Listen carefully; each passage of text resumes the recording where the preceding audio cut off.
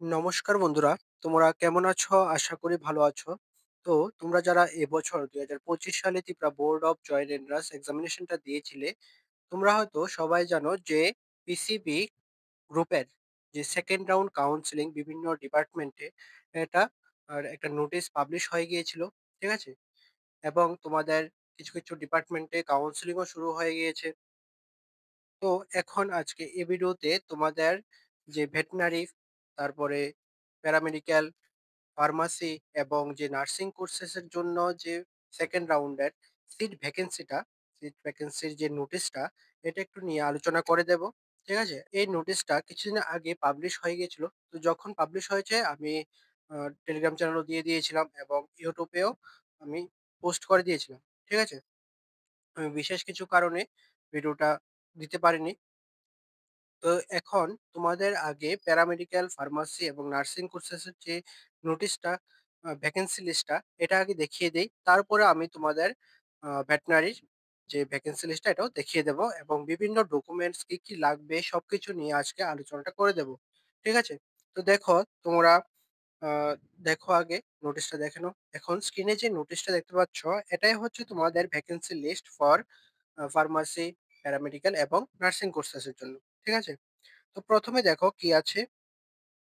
১ম এ আছে course name B Pharma. তো এটাতে ইনস্টিটিউট আছে, দেখবে রিপন্স। এটাতে ৩ টা সিট ভ্যাকেন্ট আছে।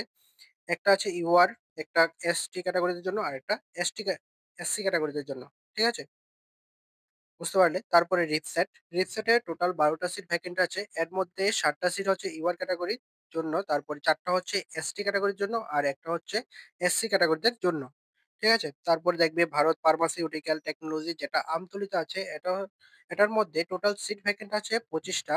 এর মধ্যে ১৩ টা সিট ভ্যাকেন্ট আছে আ ইউআর ক্যাটেগরিদের জন্য, ৭ টা আছে এসটি ক্যাটেগরিদের জন্য, আর ৪ টা আছে এসসি ক্যাটেগরিদের জন্য। ঠিক আছে? তারপরে তোমরা এটা দেখে নেবে, বি-ফার্মারটা দেখে নেবে, এখানে দেওয়া আছে। তারপরে দেখবে বিএসসি নার্সিং। বিএসসি নার্সিং এ রিমসে আছে ৫ টা সিট ভ্যাকেন্ট টোটাল। তো এখানে দেখবে ৩ টা সিট আছে ইউআর ক্যাটেগরিদের জন্য, ২ টা আছে এসটি ক্যাটেগরিদের জন্য, আর কোন সিট ভ্যাকেন্ট নেই ফর এসসি। ঠিক আছে? তারপরে রিপনসে ৩ টা সিট ভ্যাকেন্ট আছে। একটা আছে ইউআর ক্যাটেগরির জন্য, আরেকটা আছে এসটি ক্যাটেগরিদের জন্য, আর আরেকটা সিট ভ্যাকেন্ট আছে ইউআর ইএসএম এর জন্য। ঠিক আছে? দেখে নিলে। তারপরে Agartala government nursing college under AGMC and GBP hospital, যেটা অনলি ফর ফিমেলস এর জন্য। এটাতে ভ্যাকেন্ট আছে ১৯ টা সিট ভ্যাকেন্ট আছে। আর ১২ টা সিট ভ্যাকেন্ট আছে ইউআর ক্যাটেগরিদের জন্য, যেটা তুলনামূলক অনেকটাই বেশি। ঠিক আছে?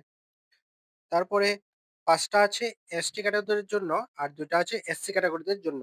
তারপর টিপস আছে ১৬ টা সিট ভ্যাকেন্ট আছে টোটাল। এর মধ্যে ৮ টা আছে ইউআর ক্যাটাগরির জন্য, ৫ টা আছে এসটি ক্যাটাগরিদের জন্য, আর ৩ টা আছে এসসি ক্যাটাগরিদের জন্য। ঠিক আছে? তারপরে যদি দেখো তাহলে দেখবে যে বিএসসি নার্সিং এ যেটা আইএলএস নার্সিং ইনস্টিটিউট আছে, এটাতে ১০ টা সিট ভ্যাকেন্ট আছে। ঠিক আছে? এর মধ্যে ৫ টা আছে ইউআর এর জন্য, তারপরে ৩ টা আছে এসটি ক্যাটাগরিদের জন্য, আর ২ টা আছে এসসি ক্যাটাগরিদের জন্য। ঠিক আছে? তারপরে বিএমএলএস, যেটা রিপনস আছে, এটার মধ্যে একটাই সিট ভ্যাকেন্ট আছে, যেটা ইউআর এর জন্য। তারপরে বিএমএলটি, যেটা অনেকটাই ভালো কোর্স এটা। ঠিক আছে? তো এটাতে টিপসের মধ্যে আছে ১৩ টা সিট ভ্যাকেন্ট আছে টোটাল। এর মধ্যে ৫ টা আছে ইউআর ক্যাটেগরিদের জন্য, ৩ টা আছে এসটি ক্যাটেগরিদের জন্য, আর ৪ টা আছে আ এ এসসি ক্যাটেগরিদের জন্য। ঠিক আছে? তারপরে Bhavans Tripura college of science and technology, যেটা আনন্দনগর, আগরতলা। এটাতে টোটাল সিট ভ্যাকেন্ট আছে ৯ টা। এর মধ্যে ৪ টা আছে ইউআর ক্যাটেগরিদের জন্য, ৩ টা আছে এসটি ক্যাটেগরিদের জন্য, আর ২ টা আছে এসসি ক্যাটেগরিদের জন্য। ঠিক আছে? তারপর এটা অন্যান্য কোর্সগুলিও দেওয়া আছে, যেটা আ মণিপুর, ইম্ফল, তারপরে গুয়াহাটি, এগুলিও দেওয়া আছে। তারপরে ইকফা ইউনিভার্সিটি দেওয়া আছে। তো এটা দেখে নেবে তোমরা। ঠিক আছে? তারপরে বিএমআরআইটি রিপনস এ আছে ৩ টা সিট ভ্যাকেন্ট। তারপরে টিপসে আছে ১০ টা সিট টোটাল ভ্যাকেন্ট আছে। এর মধ্যে ৫ টা আছে আ তোমাদের ইউআর এর জন্য, ৩ টা আছে এসটি ক্যাটেগরিদের জন্য, আর ২ টা আছে এসসি ক্যাটেগরিদের জন্য। ঠিক আছে? তো এটা দেখে নেবে। তারপরে বিওটিটি, তো এটার মধ্যেও তোমাদের যেটা আসাম ডাউনটাউন ইউনিভার্সিটি, এটার মধ্যে আছে ২ টা সিট ভ্যাকেন্ট টোটাল। এর মধ্যে একটা আছে ইউআর ক্যাটেগরিদের জন্য, আর একটা আছে এসটি ক্যাটেগরিদের জন্য। ঠিক আছে? তারপর টিপসে আছে ১১ টা সিট ভ্যাকেন্ট টোটাল। এর মধ্যে ৪ টা আছে ইউআর ক্যাটেগরিদের জন্য, ২ টা করে আছে এসসি এবং এসটি ক্যাটেগরিদের জন্য। ঠিক আছে? তো এটা দেখে নেবে তোমাদের এখানে সম্পূর্ণ লিস্টটা দেওয়া আছে। এই লিস্টটা তোমরা আ ভিডিওটার ডেসক্রিপশনে পেয়ে যাবে। সম্পূর্ণ লিস্টটা তোমরা ভিডিওটার ডেসক্রিপশনে পেয়ে যাবে। ঠিক আছে? এখানে যদি দেখো তারপরে দেখবে যে লাস্ট পেজে আছে তোমাদের ডিপ্লোমা কোর্সেস মানে তোমাদের যে ডি ফার্মার মধ্যে দেখো রিপসেটে তোমাদের অ্যালোপ্যাথির মধ্যে আছে টোটাল ১৭ টা সিট ভ্যাকেন্ট।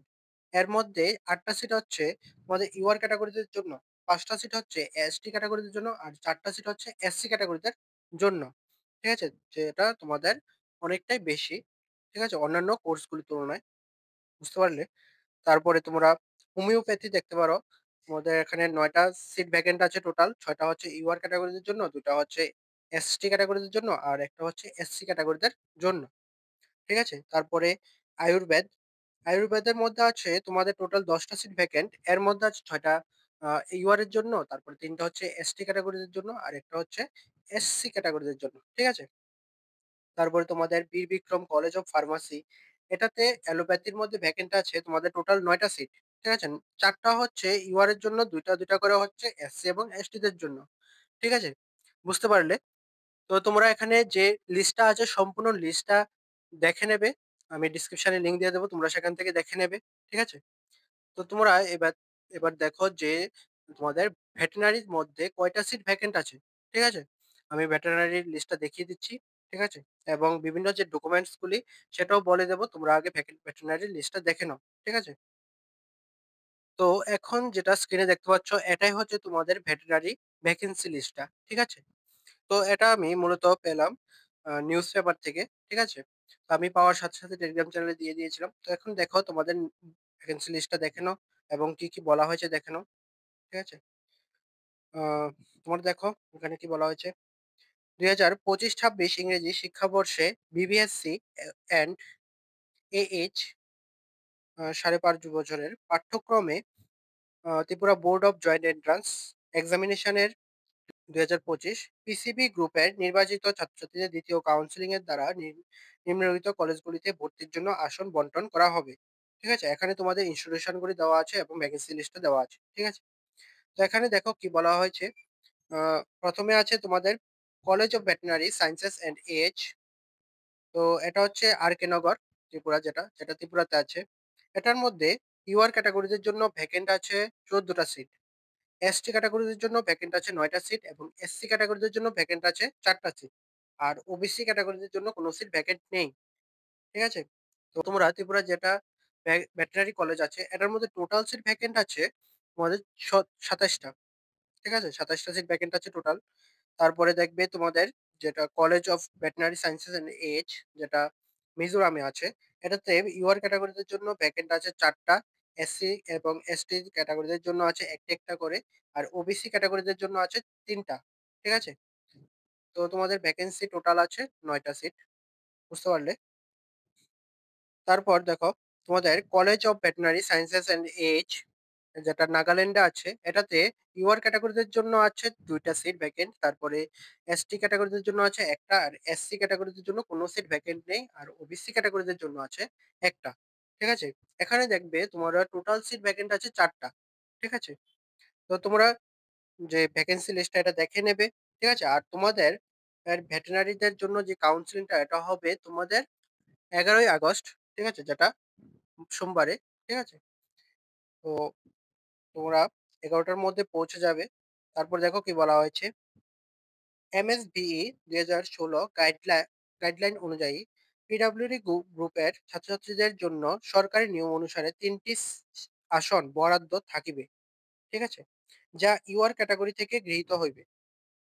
এই শ্রেণীতে যদি উপযুক্ত প্রার্থী পাওয়া না যায় তবে তা ইউআর শ্রেণীতে যাবে। ঠিক আছে? তো এখানে তোমাদের যে ইউআর ক্যাটেগরিতে আছে, ইউআর ক্যাটেগরির যে উম লি সিটগুলি আছে, এই সিটগুলির মধ্যে তোমাদের ৩ টা সিট ভ্যাকেন্ট আছে পিডব্লিউডি ক্যান্ডিডেটের জন্য। যদি কোনো পিডব্লিউডি ক্যান্ডিডেট কাউন্সেলিং এ অ্যাটেন্ড না করে তাহলে তোমাদের এই সিটটা ইউআর ক্যাটেগরিতে চলে যাবে। ঠিক আছে? মানে সবার জন্য ওপেন হয়ে যাবে। বুঝতে পারলে?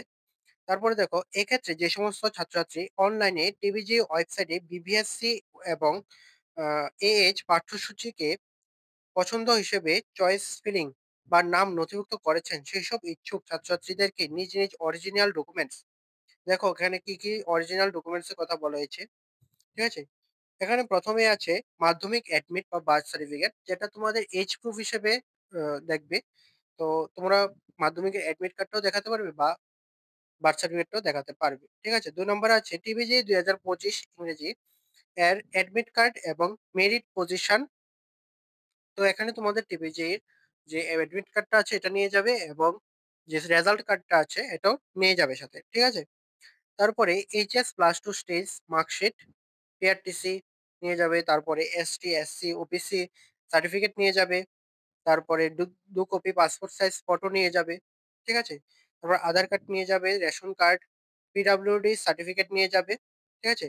তারপর দেখো কি বলা হয়েছে আগামী ১১ই আগস্ট ২০২৫ ইংরেজি সকাল ১১ ঘটিকায় ২য় কাউন্সেলিং এর জন্য প্রাণী সম্পদ বিকাশ দপ্তরের অধিকর্তা কার্যালয়ের কনফারেন্স হল পিএন কমপ্লেক্স যেটা পণ্ডিত নেহেরু কমপ্লেক্স যেটা আছে গোর্খাবস্তি।